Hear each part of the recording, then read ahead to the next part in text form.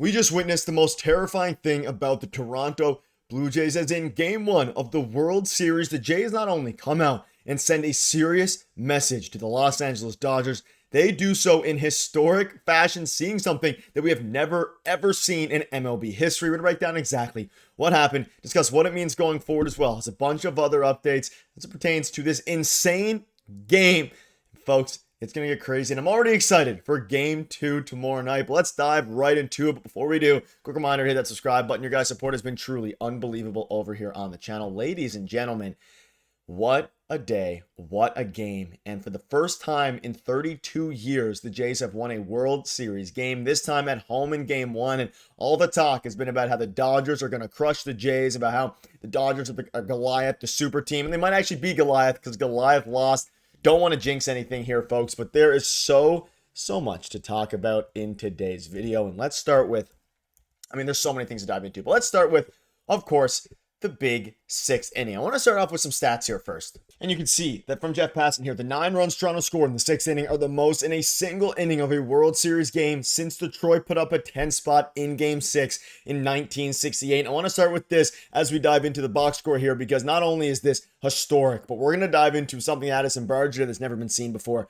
But this team, on the back of everybody, just keeps getting better and better. And as if this season could feel any more like a dream, today just, showed everybody, reaffirmed that. Let's dive right into it. Springer, 2 for 5 with a run. Schneider, 0 for 3. Unfortunate game for him. Addison Barger, we'll recircle back to him in a minute. Of course, the pinch hit grand slam off of a lefty. Insanity. Great call by, of course, John Schneider. Vladimir Guerrero Jr. continues to absolutely rake. Got on base 3 times, 2 for 4 with a couple of hits as well. And Bichette, who actually is playing second base. I've been calling it on my channel a little bit. I thought that they were going to go with him at, of course, DH. But they opt to stick with George Springer at DH because he's been absolutely cooking, of course, in that position. And they decided to rock Bichette at second base. And not only did he go 1 for 2 with, of course, a walk and a very solid hit, but he also obviously made a very, very good play at second base, which is kind of surprising. Like he had one easy one hopper, I believe, in the first inning. Correct me down below if I'm wrong, but early in the game, he had a one hopper. It was pretty free.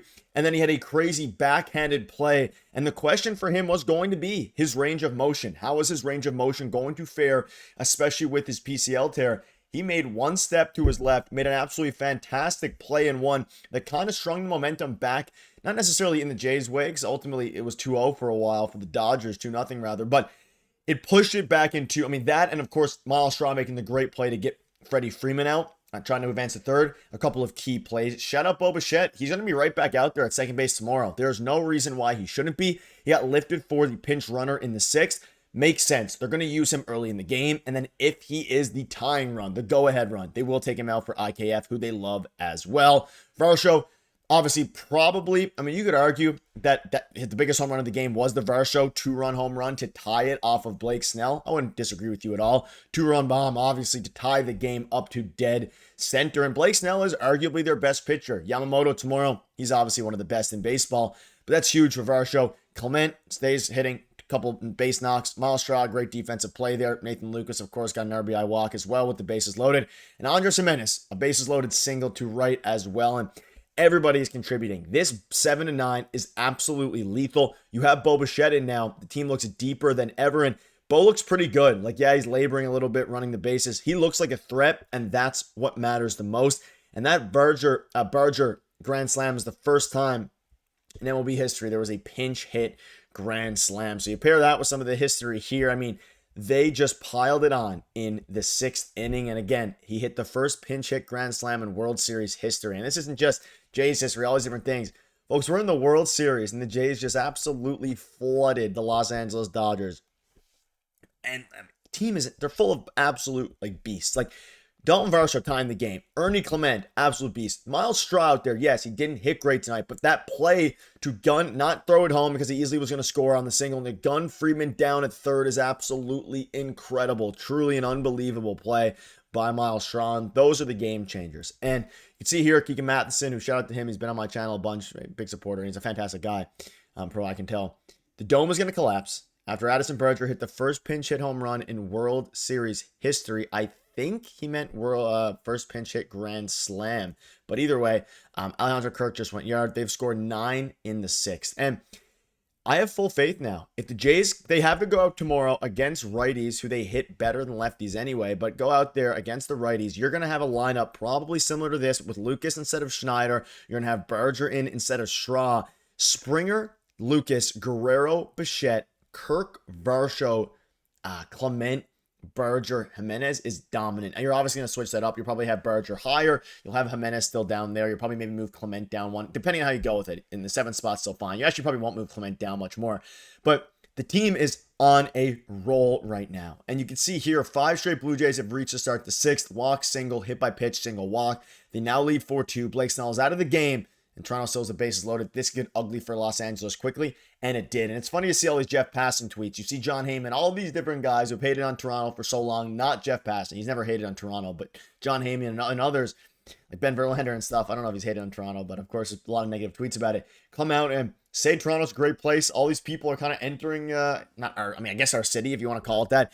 And they just showed up in game 1. You needed game 1. People are saying Dodgers in 4. So many people are saying Dodgers in 5. I don't think the Jays are going to lose 4 straight games. Knock on wood. I really have full faith. You out tomorrow, you keep riding the momentum. Yes, the Dodgers are experienced. They obviously know what they have to do. But, you're getting to Blake Snell, who hadn't allowed a homer since August, let alone a lefty-lefty homer. Dalton Varsho got to him. Blake Snell was their best matchup, and the Jays usually don't have a great lineup against lefties. Obviously, it's a fantastic lineup. Clement matches lefties, but I think I prefer at least their lineup versus righties. And let me know down below if you agree or disagree. Both lineups are fantastic. I prefer having Lucas in there with Berger, just more threats all around, as opposed to having to put in Miles Straw and earlier on in the postseason, before today, IKF instead of Bichette. But man, now with Bo Bichette, this team looks better than ever. And let's dive into the pitching a little bit here, because shout out Trey Savage. He went 4 innings and gave up 2 runs. That easily could have been, for any other 22-year-old, 6 runs, 7 runs, stranded the bases loaded without giving up a ton of runs. I guess he didn't strand, give up 1 run with the bases loaded. He was great, and he didn't have any of his stuff. His splitter command was brutal. He didn't throw his splitter at all, and the reason for that was because he clearly didn't have command for it. He walked 3, he was throwing his slider a bunch, his fastball the most, slider the second most, splitter third most. When that's happening, that means that he didn't have command of his splitter. At least at the end of the 3rd, those were the pitch mixes.